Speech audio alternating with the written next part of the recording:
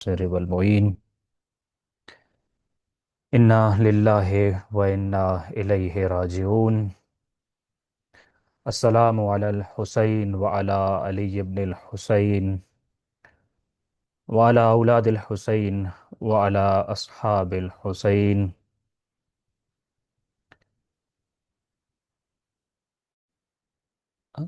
शब आशूर कुछ इलाकों में आज, और कुछ इलाकों में कुछ अफराद के लिए शाम गरीबा है। ये दोनों औकात ही शियान अली के लिए बहुत गम अंगेज़, जिसमें इंसानी जज्बात अगर करबला की तस्वीर ज़हन में बन जाए तो नाकाबिले बयां होते हैं। इंशाअल्लाह इस वक्त में हम भी एक मुहिब अहल बैत होते हुए एक इमाम हुसैन अलैहिस्सलाम के एक अदना से कारकुन होने की हैसियत से अपने दिल में करबला को ज़िंदा रखते हुए और 61 हिजरी का 10 मुहर्रम करबला और शाम गरीबा को सोचते हुए इस सारे वक्त को ऐसे ही गुजारेंगे जैसे इमाम मूसा काज़िम अलैहिस्सलाम या इमाम अली रेज़ा अलैहिस्सलाम से रिवायत मनकूल है कि वो मुहर्रम कैसे गुजारते थे और रोज़े आशूर और शब आशूर किस हाल में गुजरता था। ज़माना बदल गया है, तकाज़े बदल गए हैं बहुत सारी चीज़ों के, लेकिन एक इल्तिजा है। इमाम का फरमान क़यामत तक के लिए हुज्जत होता है। आइम्मा की तालीमात में ये है कि आस्तीनों को उलट दिया जाए, गिरबान को खोल दिया जाए, बालों को परेशान रखा जाए। एक हालत ऐसे हो एक मोमिन की कि लगे कि हाँ वाक़यतन ये अहलुल बैत अलैहिमुस्सलाम की गमी में गमगीन है, और आम गम भी नहीं, कायनात की सबसे बड़ी मुसीबत, सबसे बड़ा गम, जिसके बारे में छठे इमाम ने गारंटी दी है कि नफ्सुल महमूम ले गम में ना या ले जुल्म ना तस्बीहुन, कि हमारे गम में मगमूम शख्स जब सांस लेता है तो उसका सांस लेना भी तस्बीह है, परवरदिगार का दर्जा रखता होता है। तो मगमूम रहना है इंशाल्लाह हमने। और बाकी इंशाल्लाह आप आगाह हैं रोज़े आशूर, शब आशूर, शाम गरीबा, इन सारे अवकात के हवाले से कि मोमिनीन से मिलते हुए बगलगीर नहीं होना, हाँ ताज़ियत पेश करना एक अलग बात है। इंशाअल्लाह इन आदाब की तरफ हम सब मुतवज्जे होंगे और आने वाली नस्लों को ये सारे आदाब आगे ट्रांसफ़र करेंगे। वक्त ज़माना बदलता रहेगा, लेकिन गम हुसैन ताज़ा से ताज़ा तर रहेगा, और गम हुसैन को ये विरासत में आगे मुंतकिल करने का हुनर इंशाअल्लाह बेहतर से बेहतर अंदाज में आप जारी व सारी रखेंगे। बाकायदा तौर पे अपनी आज की क्लास का आगाज़ करते हैं, और उसका जो सरनामा कलाम इस वक्त आप अपनी स्क्रीन पे देख रहे हैं, इस दिन को बयान करने के लिए, इस पे गिरिया करने के लिए, ये एक लफ्ज़ ही इंसान के लिए काबिल बर्दाश्त शायद नहीं होता कि एक क़यामत खेज दिन। तो आइए बाकायदा तौर पे इसको पढ़ने की इंशाअल्लाह कोशिश करते हैं। करबला में मोहलत मांग कर ली गई रात गुजर गई। फजर हुई तो हज़रत अली अकबर ने अज़ान सुबह कही, जिसके फ़ौरन बाद इमाम हुसैन अलैहिस्सलाम ने अपने असहाब को वो नमाज पढ़ाई जिसकी ताक़ीबात में करबला का जिहाद था। ये सुबह आशूर थी या क़यामत की सुबह, इस बात का अंदाज़ा लगाना मुश्किल है, मगर ये मालूम है कि कायनात की तख्लीक से लेकर क़यामत बर्पा होने तक ऐसा कोई दिन हुआ है, ना होगा। इमाम हुसैन अलैहिस्सलाम की तरफ जिस अंदाज में सुबह का आगाज़ हुआ, सुबह आशूर का उसका मंजर है, और एक लिहाज से ये बहुत बेहतर कि हम सुबह आशूर से कुछ इलाकों में पहले हम इसको पढ़ रहे हैं, ताकि हमारी आशूर इंशाअल्लाह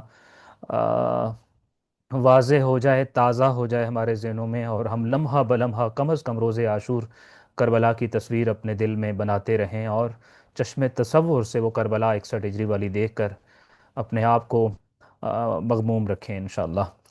तो वो रात जो मोहलत के तौर पे ली, ख़त्म हुई तो अज़ान सुबह, हज्जाज इब्ने मसरूक इमाम अलैहिस्सलाम के मुअज्जिन का नाम था, उन्होंने अज़ान नहीं कही, जनाब अली अकबर ने कही है। करबला का हर काम हिकमत से भरपूर है, क्या क्या हिकमतें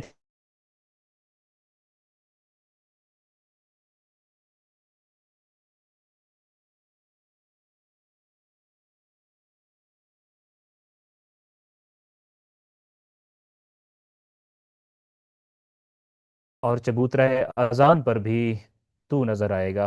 अजान भी अली अकबर की अजान की अली अकबर की अजान का वारिस भी तू है, और उनकी इबादत व मुनाजात का और उनके ताज़िया और उनके ज़िक्र और उनके अज़ा का वारिस भी तू है। तो जनाब अली अकबर ने अजान कही, और उसके बाद अजान सुबह का आगाज़, नमाज सुबह का आगाज़ हुआ। आपके सामने अर्ज़ किया था कि ये वो नमाज है जिसकी ताकीबात में शायद तस्बीह हज़रत फ़ातिमा तो ज़हरा सलामुल्लाह अलैहा पढ़ने का भी मौका मिला या ना मिला, इसलिए कि जंग का आगाज़ ऐन उस वक्त हुआ जब एक नमाजी नमाज के बाद ताकीबात नमाज पढ़ रहा होता है। अब जब जंग का आगाज हुआ तो ये यकीनी है कि अल्लाह ने जब से कायनात को पैदा किया है, जमीन और जमा को पैदा किया है, तब से लेकर कयामत तक ऐसा कोई दिन इस धरती के ऊपर हुआ है ना होगा। ये वो दिन था। दुश्मन को बस रात के ख़त्म होने का इंतज़ार था ताकि सुबह होते ही जंग का आगाज़ किया जा सके, और कमोबेश 72 अफराद पर मुश्तमिल मुख्तसर सी जमात का खात्मा करके जल्द अज जल्द फतह का जश्न मनाया जाए। रात का अंधेरा छटने से पहले ही लश्कर यजीद की सफबंदी शुरू हो गई थी। लश्कर इमाम हुसैन अलैहिस्सलाम में क्या हो रहा था, हमने ये मंजर देखा, और अब वो मंजर देख रहे हैं जो लश्कर इब्न ज़ियाद और लश्कर यजीद में हो रहा है कि उनका ये ख्वाहिश थी कि जितना जल्दी मुमकिन हो जंग का आगाज़ किया जाए। और जंग के आगाज़ जल्दी करने की वजह ये थी कि वो चाहते थे कि जल्द अज जल्द ये जंग मुकम्मल हो, मुख्तसर सी तो जमात है, और हम अपनी फ़तह का जश्न मनाएं, इनामात वसूल करें, और फिर अपनी फ़तह का जश्न मनाते हुए इस वीराने से, इस सहरा से रवाना हो जाएं। सो अभी रात का अंधेरा बाकी था कि लश्कर इब्ने साद में उन्होंने अपनी सफ बंदी शुरू कर दी।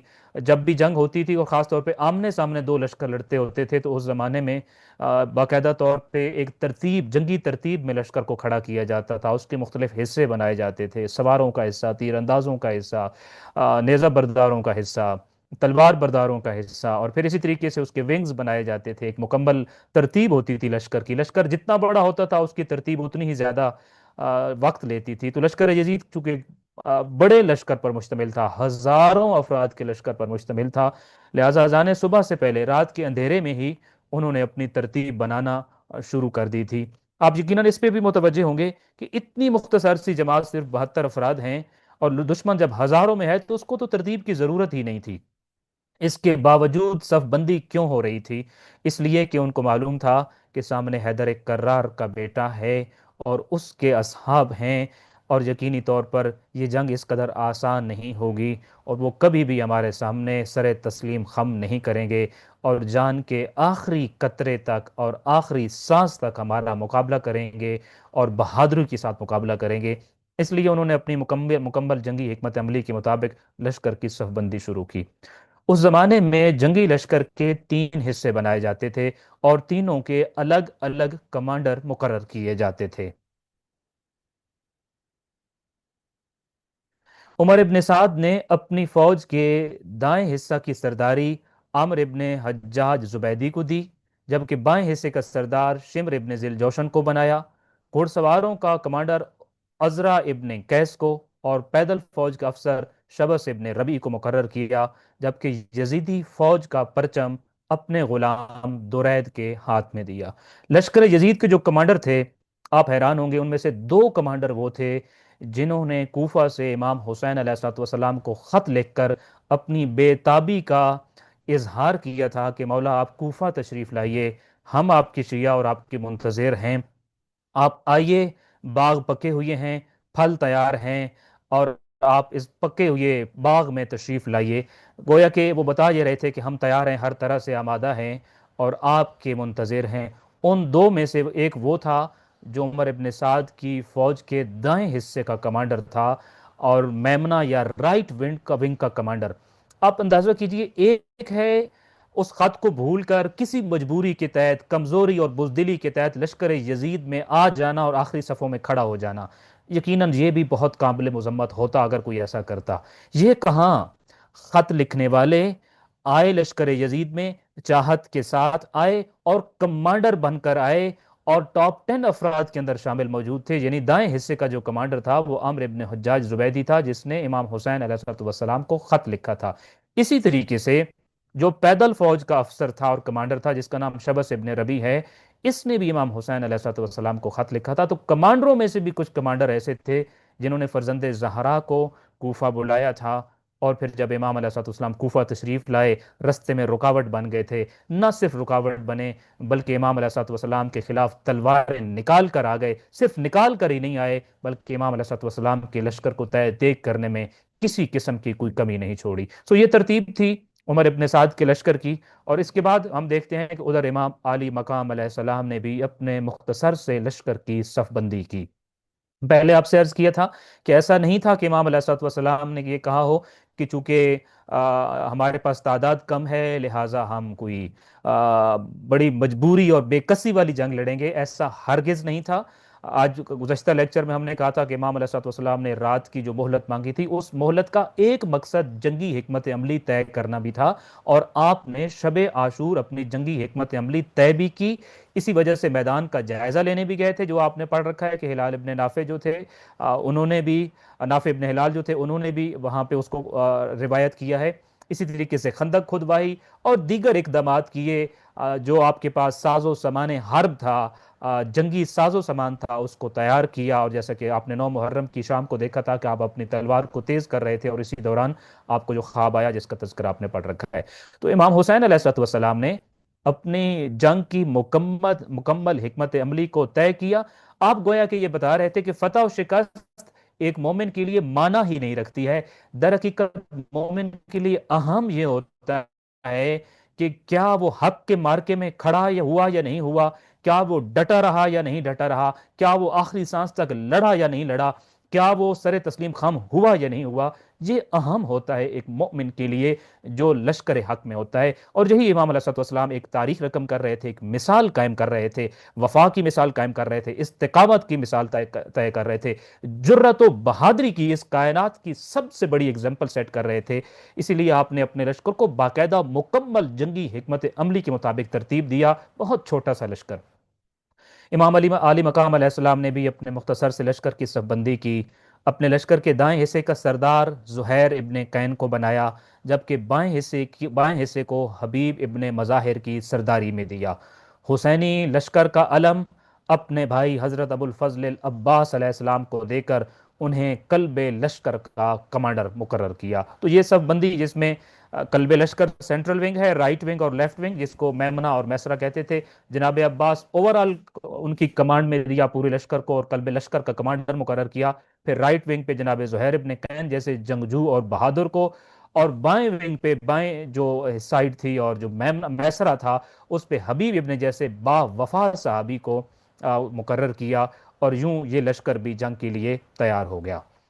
امام حسین علیہ السلام کا لشکر اگرچہ تعداد میں بہت کم تھا، اور تھا بھی 3 دن کا پیاسا اور بھوکا، مگر یہاں جنگ نظریے کی تھی، اور ان کا نظریہ یزیدیت کو نابود کرنے والا تھا، اس لیے وہ موت سے بے پرواہ ہو چکے تھے، اور وہ میدان جنگ میں جانے کے لیے ایک دوسرے پر سبقت لے جانا چاہتے تھے۔ ایک لمحے کو بھی آپ نہیں دیکھیں گے کہ امام حسین علیہ السلام کے لشکر میں کوئی مایوسی والی کیفیت آئی ہو، کوئی خدا نخواستہ نا امیدی والی کیفیت آئی ہو، کوئی بے کسی اور بے بسی والی کیفیت آئی ہو، یا کچھ اس طرح کی کیفیت آئی ہو کہ بالآخر حاصل تو ہمیں کچھ نہیں ہونا سوائے اس کے کہ ہم اپنی جان کو شہادت کے لیے پیش کر دیں گے، اس کے علاوہ کچھ نہیں حاصل ہونا۔ ایسا کبھی بھی نہیں تھا۔ انہیں معلوم تھا یہ نظریے کی جنگ ہے، جسم کی جنگ نہیں ہے۔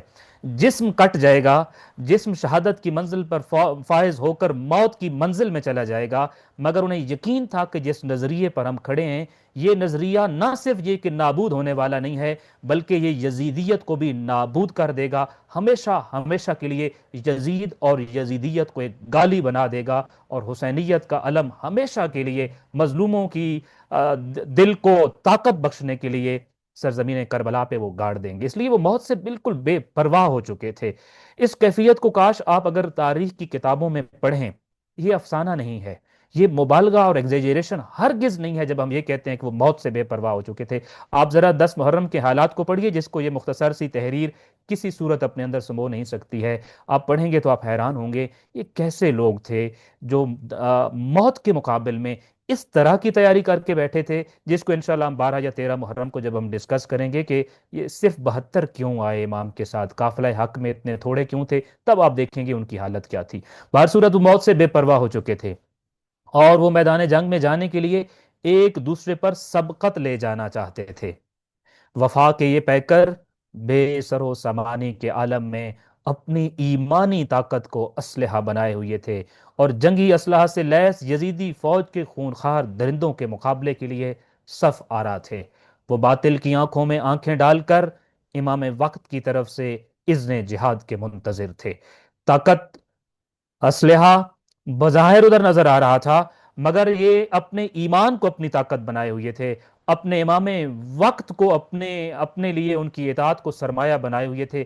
انتظار تھا تو صرف ایک بات کا، اذن جہاد ملے اور وہ قربانیاں رقم کر دیں جو تاریخ کے ماتھے کا جھومر رہیں گی۔ اس دوران میں امام حسین علیہ السلام کی نظر عمر ابن سعد کے لشکر پر پڑی، اور دیکھا کہ وہ اپنی فوج کو منظم کرنے اور اس کی صف بندی کرنے میں مصروف ہے۔ اپنی چھوٹی سی جماعت کے مقابلے میں ہزاروں کا لشکر تیار ہوتے دیکھا تو بے ساختہ دعا کے لیے ہاتھ بلند کر دیے اور فرمایا، پروردگارا، ہر رنج و غم میں تو ہی میرا سہارا ہے، اور ہر مشکل میں تو ہی میری امید کا مرکز ہے۔ امام دیکھ رہے تھے، صف آرا ہو رہا ہے، دشمن کا لشکر ہزاروں کی تعداد میں ہے، ادھر چند انگلیوں پہ گنے جانے والی جماعت ہے۔ امام علیہ الصلوۃ والسلام نے اس منظر کو دیکھا تو خالق کائنات سے مخاطب ہو کر فرمایا، پروردگارہ، تو ہی تو میرا سہارا ہے، تو ہی تو میری امید کا مرکز ہے، رنج و غم، ہر مشکل تو ہی سہارا، تو ہی امید ہے میری۔ امام دیکھ رہے تھے کہ دشمن جنگ کے لیے ہر طرح سے مکمل تیار ہے، مگر پھر بھی وہ چاہتے تھے کہ ایک دفعہ لشکر یزید سے بات کر لیں تاکہ کوئی بے خبری اور بے توجہی میں ان کے قتل میں شریک نہ رہے۔ اس مقصد کے لیے آپ نے اپنے سر پر رسول اللہ صلی اللہ علیہ وآلہ وسلم کا امامہ پہنا، دوش مبارک پر نبی کریم صلی اللہ علیہ وآلہ وسلم کی عبا اوڑی، اور کمر کے ساتھ اپنے نانا کی تلوار لٹکا کر تیار ہو گئے۔ پھر اپنی اونٹنی پر سوار ہوئے اور خیموں سے کچھ دور لشکر ابن سعد کے سامنے چلے گئے۔ امام علیہ الصلوۃ والسلام کو معلوم تھا کہ جو صفیں بنا چکے ہیں وہ جنگ سے ہاتھ نہیں کھینچیں گے، کبھی نہیں رکیں گے، وہ میرے خون میں ہاتھ رنگین کر کے رہیں گے۔ مگر امام اپنی امت کے لیے بڑا شفیق ہوتا ہے، بہت ہمدرد ہوتا ہے۔ امام علیہ الصلوۃ والسلام اب بھی چاہتے تھے ان میں سے کوئی بے خبری کے عالم میں میرے قتل میں شریک نہ ہو۔ آپ چاہتے تھے ایک دفعہ پھر لشکر یزید سے بات کی جائے، شاید کہ وہ اس قتل سے ہاتھ کھینچ لیں اور اپنے آپ کو جہنم کی راہ سے روک لیں۔ اس لیے آپ علیہ الصلوۃ والسلام نے اب اپنا حلیہ تبدیل کیا۔ پہلے آپ جو خطبے دیتے رہے، اور روز عاشور بھی ایک سے زیادہ خطبے آپ نے دیے ہیں، ایک خاص خطبے میں آپ نے اپنے سر پر جو امامہ پہنا وہ اپنا نہیں تھا بلکہ رسول اللہ صلی اللہ علیہ وآلہ وسلم کا تھا، اور دوش مبارک پر جو عبا پہنی ہوئی تھی وہ عبا نبی کریم صلی اللہ علیہ وآلہ وسلم کی تھی۔ کمر کے ساتھ جو آپ کے پاس تلوار تھی وہ نبی کریم صلی اللہ علیہ وآلہ وسلم کی تلوار تھی۔ بعض روایتوں میں آتا ہے کہ آپ جس اونٹنی پر سوار ہو کر گئے وہ اونٹنی بھی رسول اکرم صلی اللہ علیہ وآلہ وسلم کی تھی، سواری بھی نبی کریم صلی اللہ علیہ وآلہ وسلم کی تھی۔ آپ خیموں سے کچھ دور لشکر ابن سعد کے بالکل سامنے چلے گئے اور وہاں قرآن کھول کر اپنے آگے رکھا۔ غربت فرزند زہرا جو 1400 سال بعد بھی مومن کو رلاتی ہے اور آنکھوں کو نم کر دیتی ہے، اور ان کے زخموں میں سے بڑے زخم وہی ہیں جو نفسیاتی ہیں۔ آپ اندازہ کیجئے کہ وارث قرآن اور جو خود بانی شریعت ہیں نبی کریم صلی اللہ علیہ وآلہ وسلم، جن کے اوپر قرآن نازل ہوا، ان کا فرزند وہی قرآن کھول کر لشکر یزید کے سامنے آیا ہے، نبی کریم صلی اللہ علیہ وآلہ وسلم کے لباس میں خود کو ملبوس کیا ہوا ہے، دشمن کی صفوں کے عین سامنے آ کر انہیں صدا دی اور فرمایا، اے لوگو، میری بات غور سے سنو اور جلد بازی نہ کرو۔ اب دیکھیے کتنی شفقت ہے اس جملے میں بھی، کہیں کوئی سخت روی نہیں ہے، کہیں کوئی ڈانٹ ڈپٹ نہیں ہے، ایک ہی فکر ہے کہ کسی طرح یہ اپنے آپ کو جس رستے پہ چل رہے ہیں وہ جہنم کا رستہ ہے، وہاں سے بچا لیں، جس رستے پہ چل رہے ہیں یہ باطل کی راہ ہے، اس راہ سے اپنے آپ کو الگ کر لیں۔ اس لیے فرمایا لوگوں میری بات غور سے سنو، دیکھو جلد بازی نہ کرو، ذرا سوچو کہ تم نے کس جرم میں مجھے قتل کرنا جائز سمجھ لیا ہے؟ کیا میں تمہارے نبی کا نواسہ نہیں ہوں؟ کیا میں تمہارے نبی کے وصی اور چچا زاد بھائی علی ابن ابی طالب کا بیٹا نہیں ہوں؟ کیا حضرت حمزہ سید الشہداء میرے چچا نہیں ہیں؟ کیا جعفر طیار بھی میرے چچا نہیں ہیں؟ ذرا میرے شجرہ نسب اور میرے خاندان کو تو دیکھو۔ کیا تم نے میرے اور میرے بھائی حسن کے بارے میں اپنے رسول صلی اللہ علیہ وآلہ وسلم سے یہ بھی نہیں سنا کہ یہ دونوں جنت کے جوانوں کے سردار ہیں؟ یہ وہ گفتگو کر رہا ہے جس کے لیے ہزاروں کا لشکر، ہزاروں کی فوج میدان میں جمع ہے، اور صرف جمع نہیں، اب صف آ رہا ہے، اور تازہ اسلحہ اٹھا کر اپنے ہاتھوں میں بالکل تیار کھڑی ہے کہ ان کے کمانڈر ان کو حکم دیں اور وہ فرزند رسول پر ٹوٹ پڑیں۔ مگر فرزند رسول کا لب و لہجہ دیکھیے، پیار و محبت دیکھیے، شفقت دیکھیے، سمجھانے کا انداز دیکھیے، کس قدر کانونسنگ ہے، کس قدر دلیل سے پر ہے، کس قدر جذباتی ہے۔ آپ چاہتے تھے کہ ان کو باطل سے روک لیں، راہ باطل سے روک لیں۔ یہ ساری وہ چیزیں بتائیں جن میں سے اگر کسی کو کوئی ایک بات بھی سمجھ آ جاتی، یقینی طور پر وہ قتل نواسہ رسول سے باز آ جاتا۔ ایک بات بھی اگر سمجھ آ جاتی، کیا میں تمہارے نبی کا نواسہ نہیں؟ اور پھر یہ سارے رشتے گنوائے، اور آخری بات تو یہی تھی، کیا تم نے یہ بھی نہیں سن رکھا کہ جس جنت کی تم طلب میں ہو، جس جنت کو تم خدا سے دعاؤں میں مانگتے ہو، میں اسی جنت کا سردار ہوں؟ اپنی اس مانگی ہوئی جنت کے سردار کے مقابلے میں اور قتل کرنے کے لیے آئے ہوئے ہو، اور کس تم بھول میں پڑ گئے ہو، کس کس طرح گمراہ ہو گئے ہو؟ اپنے آپ کو بچاؤ اس رستے سے۔ پھر اس کے بعد اپنے اس کتاب کو جاری رکھا اور فرمایا خدا کی قسم میں نے کبھی جھوٹ نہیں بولا، لیکن اگر تمہیں میری اس بات پر شک ہے اور تم مجھے جھوٹا سمجھتے ہو تو تمہارے نبی کے بعض اصحاب ابھی زندہ ہیں، ان سے ان باتوں کے بارے میں پوچھو۔ جاؤ اور جابر ابن عبداللہ انصاری، ابو سعید خدری، سہل ابن سعد ساعدی، زید ابن ارقم اور انس ابن مالک میں سے کسی سے بھی پوچھ لو، وہ تمہیں بتائیں گے کہ انہوں نے میرے اور میرے بھائی کے بارے میں رسول اللہ صلی اللہ علیہ وآلہ وسلم کا یہ قول سنا ہے۔ کیا یہی ایک جملہ کہ میں اور میرا بھائی جوانان جنت کے سردار ہیں کافی نہیں جو تمہیں میرے قتل سے روک سکے؟ توضیح و تشریح ممکن نہیں شاید ان جملوں کے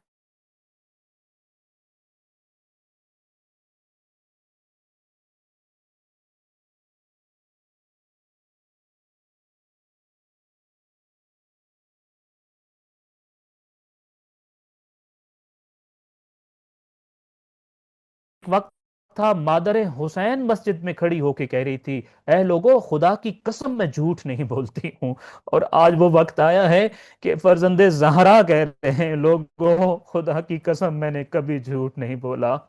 میری بات کا یقین کیوں نہیں کرتے ہو؟ میری بات پہ شک اٹھا سمجھتے ہو؟ آؤ میں تمہیں اپنے گواہ پیش کرتا ہوں۔ جاؤ نا، ابھی بھی اصحاب رسول زندہ ہیں، جابر ابن عبداللہ انصاری ہیں، ابو سعید خدری ہیں، سال ابن سعد ساعدی ہیں، زید ابن ارکم ہیں، انس ابن مالک ہیں، ان سے پوچھو نا میں نے ابھی جو اپنا تعارف کرایا ہے کیا یہ جھوٹ ہے؟ ایک ہی جملہ ان سے پوچھ لو نا، کیا تمہارے نبی نے میرے بارے اور میرے بھائی حسن کے بارے میں نہیں کہا تم گڑ گڑا کے اور رو رو کے جس جنت کی دعا مانگتے ہو خدا سے، اس جنت کا میں سردار ہوں؟ کیا یہی ایک جملہ میرے قتل سے تمہیں نہیں روک سکتا؟ کافی نہیں ہے کہ تم رک جاؤ میرے قتل سے؟ کس لمحے اور کس طرح کا یہ خطاب تھا، کس طرح کی یہ گفتگو تھی فرزند زہرا کی، اور کیا عجب مظلومیت تھی فرزند رسول کی! الفاظ موجود نہیں ہیں، دل ساتھ نہیں دیتا ہے کہ اس پہ انسان بات بھی کر سکے۔ امام کا یہ خطبہ جاری تھا، آپ ذرا دیکھیے، یہ وہ خطبہ جس سے دل واقعتاً ابھی بھی کانپ رہا ہے۔ یہ خطبہ جو سامنے کھڑے ہو کے سن رہے تھے ان کی حالت کیا تھی ذرا سنیے گا، اشقیاء کی حالت کو دیکھیے گا۔ امام کا یہ خطبہ جاری تھا اور شمر اندر ہی اندر سے پریشان ہو رہا تھا کہ امام کی یہ گفتگو اس کے سپاہیوں میں بغاوت نہ پیدا کر دے، اس لیے اس نے امام کے خطبے کو کاٹ کر بیچ میں گفتگو کرنا شروع کر دی، مگر حبیب ابن مظاہر نے اس کو چپ کرا دیا۔ امام حسین علیہ السلام نے اپنی گفتگو دوبارہ شروع کی۔ امام علیہ السلام کے یہ جو خطاب تھا اور آپ دیکھ رہے ہوں گے، میں چاہتا ہوں کاش ہمارا یہ خطاب ہمارے بچوں کو بھی معلوم ہو، امام کس حلیے میں گئے، کس شکل و شباہت میں گئے، اور کیا اپنے سامنے سر پہ کھول کے رکھا کہ یہ سر پہ کتاب قرآن، کتاب خدا اور قرآن ہے، میں نواسہ رسول ہوں، یہ میرے گواہ ہیں، یہ میری چند باتیں ہیں، ان باتوں کی تو تصدیق کرو، کیا مجھ میں پائی جاتی ہیں یا نہیں پائی جاتی ہیں؟ یہ ہمارے بچوں کو سکھانا ہے، ہم نے بتانا ہے، مظلومیت امام کو بتانا ہے۔ یہ ظاہر ہے یہ وہ جملے تھے جو لشکر یزید میں سے اگر کوئی زندہ ضمیر ہوتا تو اس کو کبھی بھی جھنجھوڑ سکتے تھے، بدل سکتے تھے۔ شمر اس حالت سے پریشان ہو گیا تھا، اس لیے اس نے امام کی گفتگو کے درمیان ہی بولنا شروع کر دیا، مگر حبیب ابن مظاہر نے اس کو چپ کرا دیا، اور یہ بڑی سخت گفتگو ہے جو حبیب ابن مظاہر اور شمر ابن ذی الجوشن کے درمیان ہوئی، جو تاریخ کی کتابوں میں نقل ہے۔ اینی ہو، امام حسین علیہ الصلوۃ والسلام نے دوبارہ حلیہ رسول گرامی قدر میں شکل و شباہت امام حسین، نبی کریم صلی اللہ علیہ وآلہ وسلم نے ان کے لباس میں ملبوس اپنا خطبہ آگے جاری رکھا، اور لشکر یزید سے پوچھا، کیا میں تمہارے نبی کی بیٹی کا بیٹا نہیں ہوں؟ کیا مشرق و مغرب اور پوری دنیا میں میرے علاوہ نبی کا اور کوئی نواسا ہے؟ کیا میں نے تمہارا کوئی آدمی قتل کیا ہے کہ جس کے بدلے مجھے قتل کرنا چاہتے ہو؟ کیا میں نے کسی کا مال چرایا ہے یا کسی کو زخمی کیا ہے جس کا بدلہ لینا چاہتے ہو؟ امام علیہ الصلوۃ والسلام ایک ایک جملہ کہہ کر ان سے اپنا جرم پوچھ رہے تھے۔ میرا جرم تو بتاؤ، میں نے کسی کا قتل کیا، اس کے بدلے قتل کرنا چاہتے ہو؟ میں نے کسی کو زخمی کیا جو تلواریں لے کر میرے مقابل آ گئے ہو؟ میں نے کسی کا مال چرایا ہے جو سارے صف آرا ہو کے مجھے مارنا چاہتے ہو؟ امام حسین علیہ السلام کا یہ خطبہ جاری تھا، اور لشکر یزید سناٹے کا عالم تھا، ہر طرف خاموشی چھائی ہوئی تھی۔ ان سوالوں کے جواب میں سب زبانیں خاموش تھیں، اور کسی کے پاس کوئی جواب نہ تھا۔ خطبے کے دوران امام علیہ السلام کو ان لوگوں کے چہرے بھی صاف نظر آ رہے تھے جنہوں نے خط لکھ کر امام حسین علیہ السلام کو کوفہ آنے کی دعوت دی تھی، مگر اب وہ تلواریں اٹھا کر لشکر یزید میں کھڑے تھے۔ یہ جو خطبہ آپ دے رہے تھے، لشکر یزید کے اتنے قریب کھڑے ہو کر دے رہے تھے کہ جو خط لکھا تھا جنہوں نے اور کوفہ بلایا تھا، اور اب لشکر یزید میں کھڑے تھے، امام علیہ الصلوۃ والسلام کو ان کے چہرے واضح نظر آ رہے تھے۔ اب امام نے اپنے خطاب کو جاری رکھتے ہوئے ان میں سے بعض کے نام لے کر انہیں آواز دی جنہوں نے خط لکھا تھا، انہیں آواز دی اور کہا، اے شبس ابن ربعی، اے حجار ابن ابجر، اے قیس ابن اشعث، اے یزید ابن حارث، الم تکتبوا الیہ، کیا یہ تمہارے خط نہیں ہے میرے پاس؟ کیا تم لوگوں نے مجھے خط میں نہیں لکھا تھا کہ مولا پھل پکنے والے ہیں، باغ سرسبز و شاداب ہیں، اور لشکر آپ کے لیے تیار ہیں، بس آپ کو کوفہ تشریف لے آئیے۔ امام نے ان کا خط کھولا، ان کے سامنے رکھا، کہا، کیا یہ تمہارا خط نہیں ہے؟ کیا یہ تمہاری تحریر نہیں ہے؟ کیا یہ تمہارے الفاظ نہیں ہیں؟ کیا یہ خط تم نے ہی نہیں لکھا تھا؟ کیا میں خود سے آیا ہوں یا تمہارے ان خطوط کی وجہ سے آیا ہوں؟ اور یہ سارے کے سارے جن کے نام امام علیہ الصلوۃ والسلام نے لیے، لشکر یزید میں کھڑے تھے۔ امام علیہ الصلوۃ والسلام نے جب یہ کہا، امام کے ان سوالوں کا مثبت جواب دینے کی بجائے عمر ابن سعد کے لشکر میں جنگ شروع کرنے کے لیے پرچم لہرا دیے گئے، ڈھول اور باجوں کی آوازیں گونجنے لگیں، اور دشمن نے امام حسین علیہ السلام کے لشکر اور خیموں کو انگوٹھی کے حلقے کی طرح اپنے گھیرے میں لے کر محاصرہ کر لیا۔ یہ گفتگو، یہ اتمام حجت، یہ ادلہ، مگر لشکر یزید جس کے بارے میں آپ نے ایک جگہ آگے ارشاد فرمایا تھا کہ تمہارے دلوں پر میری بات اثر بھی کیسے کرے، تمہارا پیٹ مال حرام سے بھرا ہوا ہے، جس پیٹ میں مال حرام کا ایک لقمہ بھی چلا جائے وہ امام وقت کی بات کبھی قبول نہیں کرتا ہوتا۔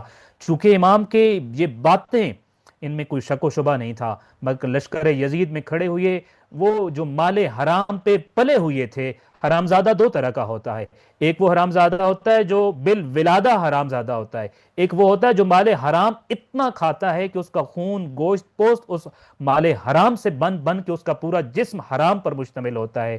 امام علیہ الصلوۃ والسلام فرما رہے تھے، تم حرام کے مال پہ پل کر تمہارا وجود حرام سے پر ہو چکا اور اٹا جا چکا ہے، امام وقت کی آواز پہ تم کبھی لبیک نہیں کہو گے، اور نہ ہی امام وقت کی آواز تمہیں سمجھ آئے گی۔ لہٰذا امام کی جواب کا ان باتوں کا مثبت جواب دینے کی بجائے جنگ کے پرچم اٹھائے گئے، ڈھول اور باجے بجائے گئے۔ بہت کچھ کہنے کو ہے، اس ڈھول اور باجے سے بھی بڑی اذیت ہے شیعہ قوم کو، بڑی اذیت ہوئی آئمہ کو، بڑی اذیت ہوئی ثانیہ زہرا کو۔ متوجہ رہیے گا اپنی عام زندگی میں، محرم کے بعد بھی متوجہ رہیے گا، یہ ڈھول باجا آپ کی میراث نہیں ہے، یہ یزید کے لشکر کی پہچان ہے، یہ آئمہ کا دل دکھانے کے لیے ہے، یہ امام حسین علیہ السلام پر حملہ کرنے کی نشانی ہے، یہ ثانیہ زہرا کا دل چور چور کرنے کے لیے لشکر دربار یزید اور دربار ابن زیاد میں بجایا گیا تھا۔ ہوشیار رہیے گا اپنی بقیہ زندگی میں محرم کے بعد بھی اس ڈھول اور باجے سے اور ان آلات میوزک سے۔ سو ڈھول باجے بجائے گئے، علم لہرائے گئے، اور جنگ کے آغاز کا اعلان کر دیا گیا، اور اعلان ہوتے ہی دشمن کی فوجیں امام حسین علیہ السلام کو اور آپ کے خیموں کو ایسے معاصرے میں لے لیا جیسے انگلی کی گرد انگوٹھی کا حلقہ ہوتا ہے۔ امام علیہ السلام نے دوبارہ ان سے کوئی بات کہنا چاہی تو انہوں نے شور و غل شروع کر دیا تاکہ امام اپنی بات نہ کر سکیں۔ فرزند زہرا پھر بات کرنا چاہتے تھے مگر اجازت نہ دی گئی۔ پھر بھی امام نے دوبارہ خطبہ دے کر عمر ابن سعد اور اس کے لشکر کو اپنے قتل سے باز رکھنے کی کوشش کی، جس پر عامر ابن حجاج جو لشکر یزید کے دائیں حصے کا کمانڈر تھا اور 4000 سپاہیوں کا کمانڈر تھا، اپنے سپاہیوں کو امام علیہ السلام کے خلاف جنگ کے لیے اکساتے ہوئے العیاذ باللہ کہنے لگا، اس شخص کے خلاف جنگ کرو جو دین سے نکل گیا ہے اور جو مسلمانوں سے خارج ہو گیا ہے۔ یہ وہ بدبخت ہے جس نے خط لکھا تھا امام علیہ السلام کو، یہ وہ بہت بدبخت ہے جو امام وقت کا منتظر تھا، یہ وہ بدبخت ہے جو کوفہ میں امام حسین علیہ السلام کو الاجل الاجل کہتا تھا، اور یہ حقیقت ہے۔ اگر اس خط کا آپ عربی متن پڑھیں، اس نے لفظ الاجل اس خط کے اندر لکھا تھا، یہ میں جذباتی بات نہیں کر رہا۔ فَأَقْبِلْ عَلَى جُنْدٍ لَكَ مُجَنَّدٍ اس نے لکھا تھا، اس نے الاجل کا لفظ لکھا تھا کہ جو منتظر کہتے ہوتے ہیں، یہ وہ بدبخت منتظر تھا جو امام وقت کو الاجل کی صدائیں کہہ کر خط لکھتا تھا، عریضے لکھتا تھا، بلاتا تھا، اور جب امام آئے ہیں، یہ کمانڈر ہے امام کے مقابلے میں 4000 سپاہیوں کا، اور اپنے سپاہیوں کو امام کے خلاف اکساتے ہوئے کہہ کیا رہا ہے، اس امام کو جس کو اس نے خط لکھا تھا، کہتا ہے اس شخص کے خلاف اٹھو، تیر تلوار نیزہ اٹھاؤ اور جنگ کرو اس کے خلاف جو دین سے نکل گیا ہے، جو اب مسلمانوں میں رہا ہی نہیں ہے۔ امام نے اس کی گستاخی سنی تو فرمایا، کیا ہم جو خاندان پیغمبر ہیں اور وہی جن کے گھر میں نازل ہوئی ہے دین سے خارج ہو گئے ہیں اور تو دین پر قائم ہے؟ امام کا خطبہ مکمل ہونے کے بعد زہیر ابن کین نے آپ سے اجازت لے کر میدان کا رخ کیا تاکہ لشکر یزید کو سمجھا سکیں، اور پھر انہوں نے بھی خوبصورت خطبہ دیا۔ صرف امام نے ہی نہیں، امام کے اصحاب نے بھی حجت تمام کی، اتمام حجت کیا۔ خاص طور پہ زہیر ابن کین، میں پہلے عرض کر چکا ہوں کہ امام حسین علیہ السلام کے بعد جس نے سب سے زیادہ لشکر یزید کو سمجھایا، جس نے سب سے زیادہ لشکر یزید کو خطاب کیا اور خطبے دیے، وہ جناب زہیر ابن کین تھے۔ انسان اپنی زندگی میں بدلے تو یوں بدلے، انسان مکتب اہل بیت پہ آئے تو پھر انہوں نے بھی پھر لشکر یزید کو سمجھایا اور بڑا خوبصورت خطبہ دیا۔ ان خطبوں نے ہر کے پریشان و پشیمان دل پر بڑا اثر دکھایا، اور وہ لشکر یزید کو چھوڑ کر سپاہ حسین میں آ شامل ہوئے۔ یزید جو رات سے بڑا پریشان، ہر ابن یزید جو رات سے بڑا پریشان تھا، اب جب یہ خطبے ہوئے تو جناب ہر کو فیصلہ کرنے میں بہت آسانی ہوئی، اور انہوں نے وہی فیصلہ کیا، جہنم کو چھوڑ کر لشکر حسین اور سپاہ حسین میں آ شامل ہوئے۔ پھر انہوں نے بھی لشکر یزید کو سمجھانے کی خاطر ایک بھرپور خطبہ دیا۔ آپ اندازہ کیجئے، جو ابھی ابھی اسی لمحے لشکر یزید چھوڑ کر آیا، جرنیلی چھوڑ کے آیا، کمانڈری چھوڑ کے آیا، ابھی ابھی لشکر امام حسین علیہ السلام میں شامل ہوا ہے، ابھی جس کی توبہ قبول ہوئی اور ابھی جس کا سر اپنے ہاتھ سے، جس کی ٹھوڑی پہ ہاتھ رکھ کے امام حسین علیہ السلام نے بلند کر کے اس کی توبہ کو قبول کیا ہے، وہ فوراً گھوڑے سے اترنے سے پہلے لشکر یزید کو جا کے سمجھا رہا ہے، دیکھو تم بھی تو حر بن سکتے ہو، میں ابھی چند لمحے پہلے تمہارا حصہ تھا، اور رائے حق کی طرف کہ جنت کو یہی رستہ جاتا ہے۔ ایک بھرپور خطبہ جناب حر نے بھی دیا۔ یوں امام علیہ السلام اور ان کے اصحاب کی طرف سے لشکر یزید کو قتل امام سے روکنے کی سر توڑ کوششیں کی گئیں، مگر جناب حر کے لشکر حسین میں آ جانے پر عمر ابن سعد بلکہ یزید کے پورے لشکر کو بہت غصہ آیا، کیونکہ یہ عین جنگ کے آغاز پر ہی ان کی نظریاتی اور اخلاقی شکست تھی، اور ان کا کوئی فرد ٹھنڈا پانی، آسائشیں اور عہدہ و اقتدار چھوڑ کر ان کے مد مقابل لشکر سے جا ملا ہو۔ जहाँ पीने के लिए एक जाम पानी भी मौजूद ना हो, और मौत आंखों में आंखें मिलाए सामने खड़ी हो। ये बहुत बड़ी नजरियाती शिकस्त थी उनकी, बहुत बड़ी इखलाकी शिकस्त थी उनकी, कि उनका एक शख्स जिनके पास सारा कुछ है, सब कुछ छोड़कर उस लश्कर में आ गया जिसके पास कुछ नहीं, सिवाय इसके कि मौत इंतजार कर रही है, सिवाय इसके कि प्यास का आलम है। लिहाजा उनको हुर के आ जाने पर, और हुर के हमरा चूंकि इख्तिलाफ है में, हुर का आना यकीनी है, चंद दीगर अफराद के आने के बारे में भी मोतबर रिवायात मौजूद हैं। कुछ साथ आए, कुछ अलग आए, कुछ अफराद ऐसे थे जिन पर इन खुतबों ने असर किया था, और वो लश्कर यजीद को छोड़कर इस तरफ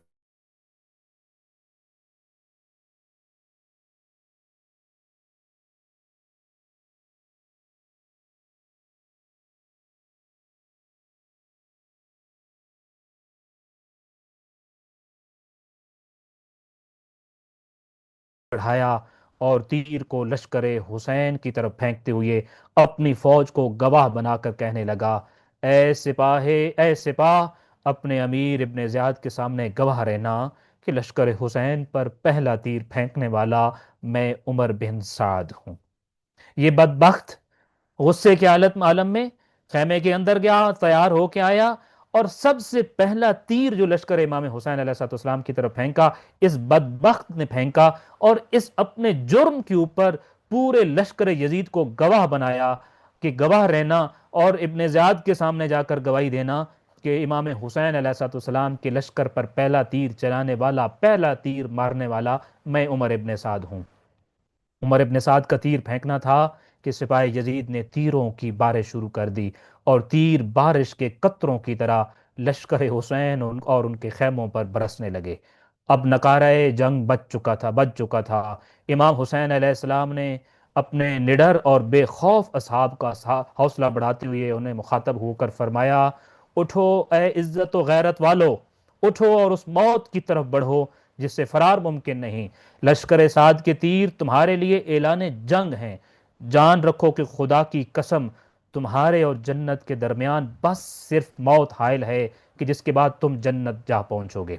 सो इमाम अलैहिस्सलाम ने भी अपने असहाब को इज़्न जिहाद दिया, ऐलान जंग किया, और कहा लश्कर साद के तीर तुम्हारे पास आ गए हैं, ये जंग का ऐलान है।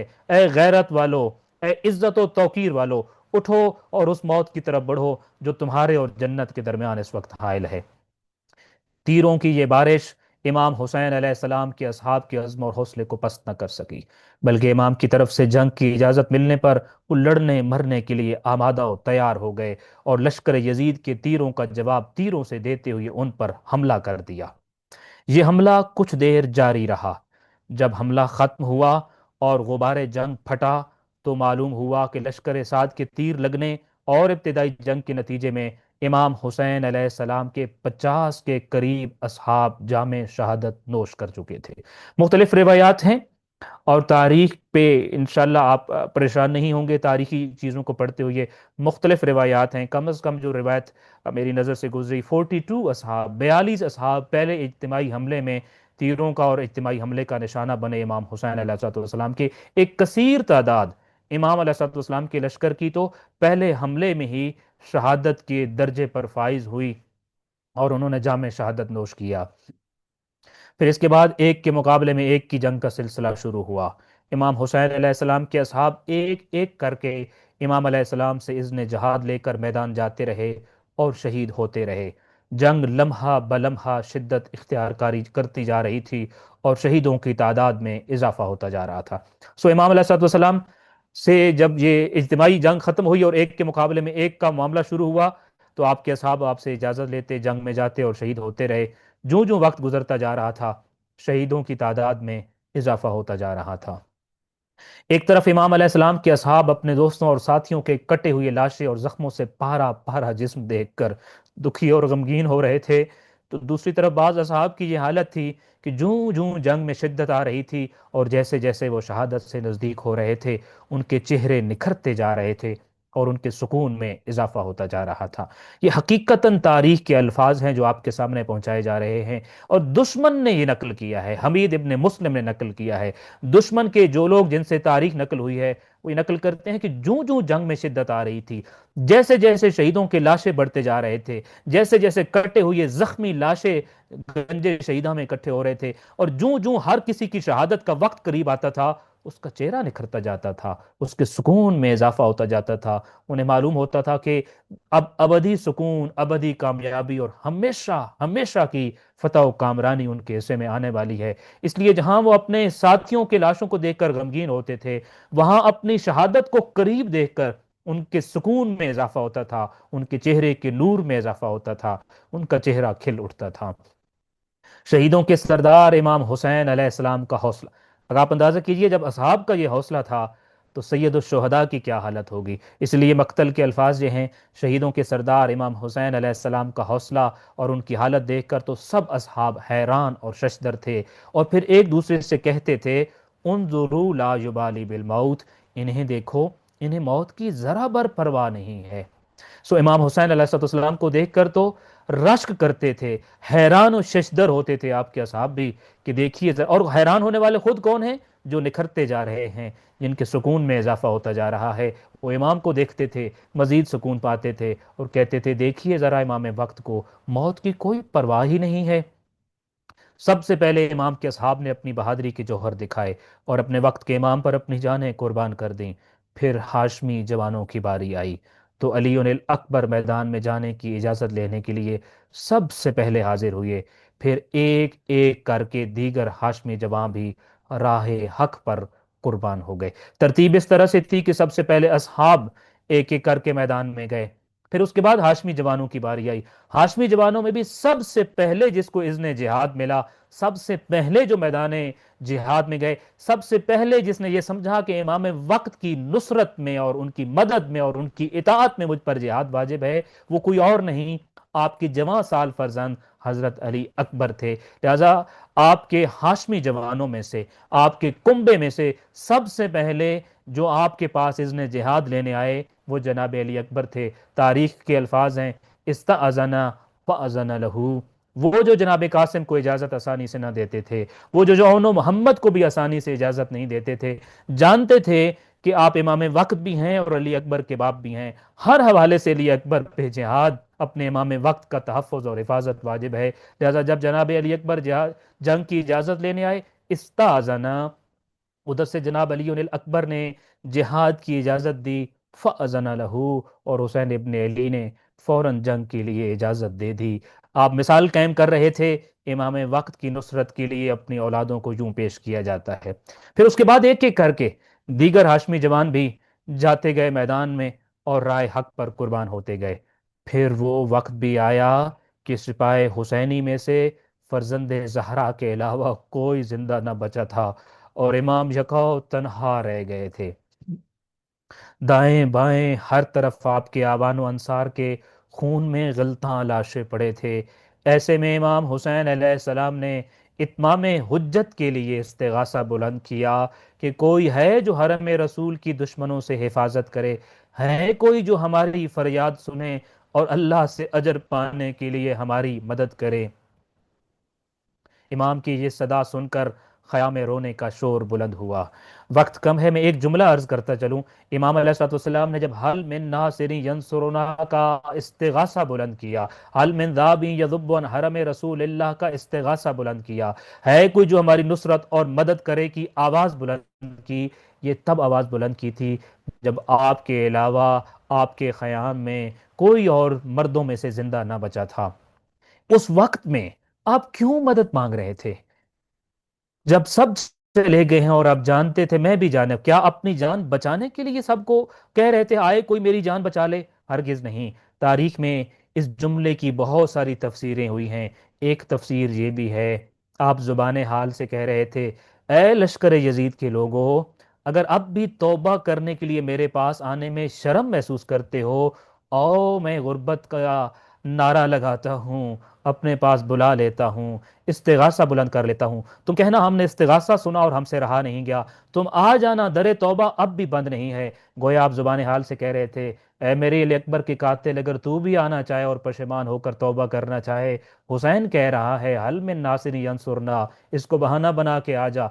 आप एक लिहाज से आम मुआफी का ऐलान करने के लिए तैयार थे, आए कोई, और आने के बाद राह तौबा पे पलट आए। हुसैन जन्नत ले जाने के लिए तैयार है, हुसैन बड़ा लजपाल है, हुसैन माफ करने के लिए तैयार है। दर हकीकत इमाम बताते थे कि मैं एक नया उज्र देता हूं तुम्हें, इस उज्र को लेकर मेरे दर पर आ जाओ और अपने आप को जहन्नुम से बचा लो। मुझे मेरे जहन में एक और कैफियत आ गई, रोज़े आशूर की आखिरी लम्हात में इमाम हुसैन अलैहिस्सलाम जब अलविदा के लिए आए थे, हज़रत ज़ैनब सलामुल्लाह अलैहा ने देखा था, आपकी आंखों से आंसू रवां थे, और उन्होंने पूछा था कि ए भैया हुसैन, मा अयूब की का या हुसैन, आपको किस चीज़ ने रुलाया है, किस गम में रो रहे हैं। आपने लश्कर यजीद की तरफ इशारा करके रखा था कि इन्नी अब की लहुम सैयद खुलून नारा, बहन ज़ैनब किसी और गम को नहीं रो रहा, किसी और प्यारे को नहीं रो रहा, उनके लिए रो रहा हूँ जो जहन्नम की तरफ जा रहे हैं। हुसैन बड़ी कोशिश कर चुका उनको जहन्नम से रोक ले, वो जहन्नम का राह इख्तियार किए बैठे हैं, मेरी बात मानने को तैयार नहीं है। किस कदर इमाम शफीक होता है अपनी उम्मत के लिए। हल मिन नासिर की सदा की एक तफसीर भी यही बयान की गई है। गोया कि आप कह रहे थे कि अगर मेरे पास आने में शर्म और खजालत महसूस करते हो, आओ मैं तुम्हें उज्र देता हूं, मेरे पास आ जाओ, मैं अब भी माफ करने के लिए तैयार हूं। इमाम की ये सदा सुनकर लश्कर यजीद से तो कोई जवाब ना आया, अलबत्ता ख़याम में रोने का शोर बुलंद हुआ। तो आप खैमों में तशरीफ़ ले गए। पूछा तो मालूम हुआ कि आपके 6 माह के बेटे जनाब अली असगर प्यास से जहाँ बलब हैं और तड़प रहे हैं। इमाम अलैहिस्सलाम ने अपने कमसिन बेटे को अपने हाथों पर उठाया और फौज अशकिया के सामने ले आए और फरमाया, ए कौम अशकिया, तुम लोगों ने मेरे चाहने वालों और मेरे अहले बैत को कत्ल कर दिया है, क़याम में अब ये बच्चा बाकी है। जरा देखो तो सही, ये प्यास की शिद्दत से किस तरह तड़प रहा है, इसका तो कोई जुर्म नहीं है, इसे पानी का एक घूंट पिला दो। इमाम हुसैन अलैहिस्सलाम के हाथों पर फूल जैसा एक कमसिन और प्यासा बच्चा देखकर फौज यजीद में बेचैनी पैदा हो गई, और वो एक दूसरे से कहने लगे कि इस बच्चे को पानी पिला देने में आखिर क्या हर्ज है, ये तो अभी बहुत छोटा है और हमारा मुकाबला भी नहीं कर सकता। अभी इमाम हुसैन अलैहिस्सलाम ने अपनी बात मुकम्मल भी ना की थी कि उमर इब्न साद ने अपनी फौज की हालत देखकर हुरमुला को हुक्म दिया कि ऐसा तीर चलाओ कि हुसैन की ये गुफ्तगू यहीं रुक जाए। इक्ता कलामल हुसैन का हुक्म दिया उसने कि ऐसी ऐसा तीर कि हुसैन मजीद बात ना कर सके। तारीख इंसानी में इससे कबल शायद ही किसी दुश्मन ने 6 माह के बच्चे को तीर का निशाना लेकर मारा होगा।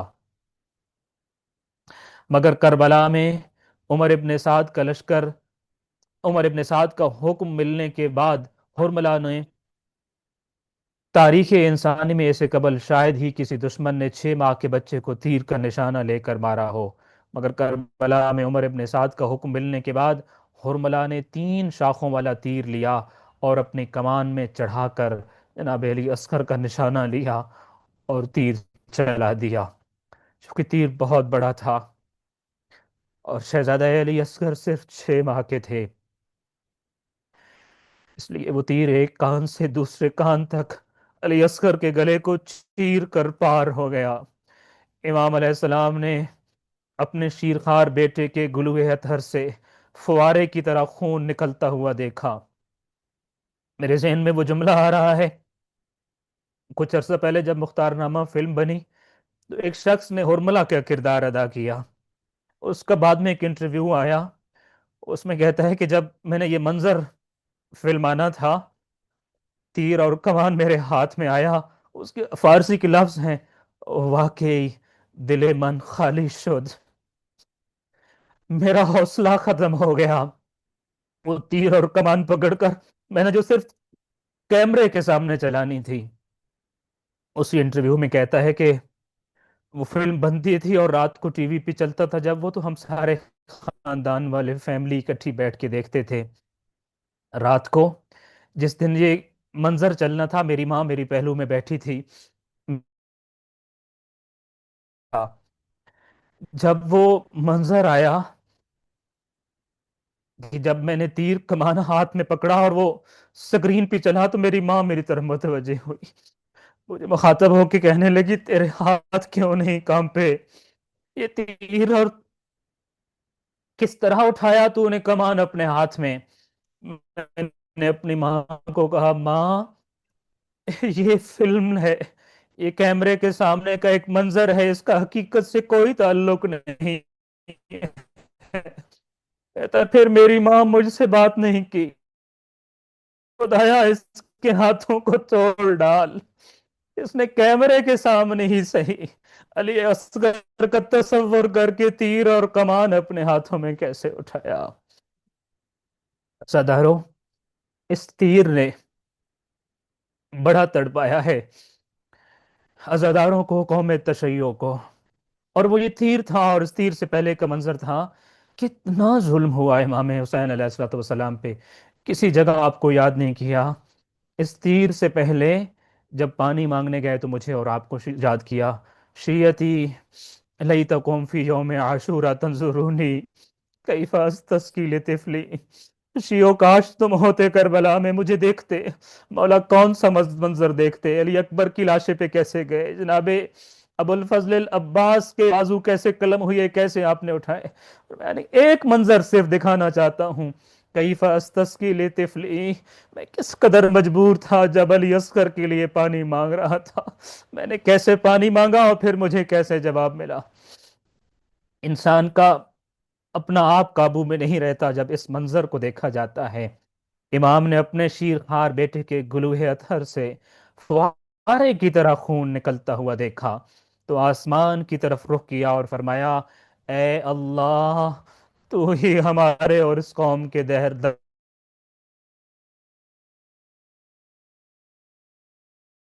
قتل کرنا شروع کر دیا ہے۔ اے اللہ، تو ہی ہمارے اور اس قوم کے درمیان فیصلہ کر، جس نے ہمیں بلایا تاکہ ہماری حمایت اور مدد کریں، اور جب ہم آ گئے ہیں تو ہمیں قتل کرنا شروع کر دیا ہے۔ مظلوم کربلا نے اپنے کم سن بیٹے کا لاشا ہاتھ پر اٹھایا اور خیمہ کی طرف واپس جانے لگے، پھر کچھ خیال آیا تو چند قدم کے بعد رک گئے، گھوڑے سے اترے اور اپنی تلوار سے ننھی سی قبر کھودی، پھر علی اصغر کی نماز جنازہ پڑھی اور اپنے علی اصغر کا لہو لہان لاشا اس قبر میں دفن کر دیا۔ ننھی سی قبر کھود کے اصغر کو گاڑ کے شبیر اٹھ کھڑے ہوئے، دامن کو جھاڑ کے ایک جملہ اور ذہن میں آ رہا ہے، معراج حسین شاید اس کے بعد تھی، جناب علی اصغر کی قبر کھود کر اور دفن کرنے کے بعد، یا پھر جناب علی اصغر کا لاشا جب آپ کے ہاتھوں پہ تھا تو ایک جملہ اپنے پروردگار سے کہا تھا قد هون علی کل ذلک لانک ترانی، پروردگارا یہ سب کرنا بھی حسین کے لیے بہت آسان ہے، اس لیے کہ تو دیکھ رہا ہے اور میں امتحان دے رہا ہوں۔ تو نہ دیکھ رہا ہوتا اور کسی اور نے تجھے جا کر بتانا ہوتا تو شاید یہ امتحان اس طرح نہ دیتا۔ اب حسین کو یقین ہے میرے خاطر بہت آسان ہے۔ الا لعنت اللہ علی قوم الظالمین سیعلم الذین ظلموا ای منقلب ینقلبون۔ کربلا کی ہم اس منزل کو اپنے لیے اسوہ حسنہ کے لیے پڑھ رہے تھے، یہ مصائب کی مجلس نہ تھی، یہ دل بے قابو کی آواز تھی، اس کی کیفیت تھی، وگرنہ تو ہم کربلا سیکھ اور پڑھ رہے تھے۔ تو اس منزل سے ہمیں چند باتیں معلوم ہوئی ہیں۔ پہلی بات یہ کہ اسلام صلح، امن اور مذاکرات کا دائی ہے، اگرچہ دشمن کی فوجوں پر فوجیں کربلا میں جمع ہو چکی تھیں، مگر امام علیہ السلام نے مذاکرات کا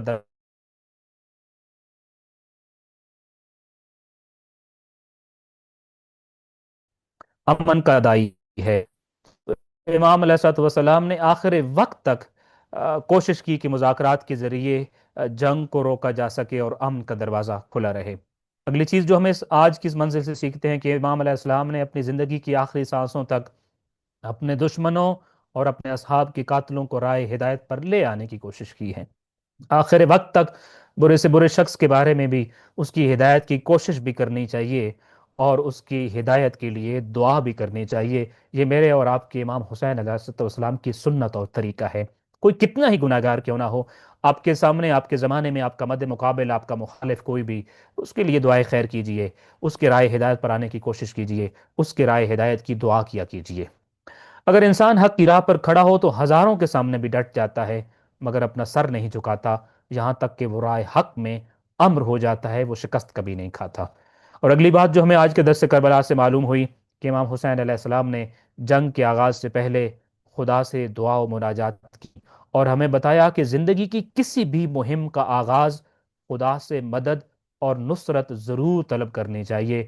کسی بھی مشکل میں، بڑے سے بڑے مشکل، کربلا سے بھلا کون سے بڑی مشکل ہوگی، سب سے پہلی چیز جو آپ نے کربلا میں کی، 10 محرم اور عاشور کو بھی اپنے خدا سے مدد اور نصرت مانگی۔